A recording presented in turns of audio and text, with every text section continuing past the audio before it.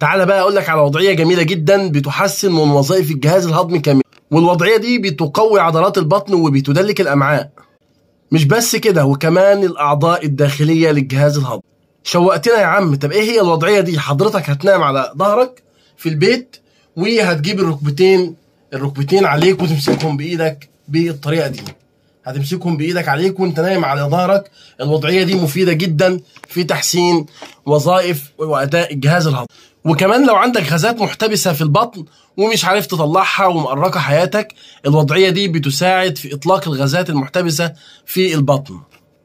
وللناس اللي عندهم عسر هضمي انت ممكن تعمل الوضعيه دي باستمرار، هتساعدك كتير جدا في التخلص من عسر الهضم اللي عندك والغازات المحتبسه وانتفاخ القولون وكل الحاجات دي. حضرتك هتستلقي على ظهرك وهتجيب الركبتين عليك وتمسكهم بايديك. وضعيه مهمه جدا جدا جدا.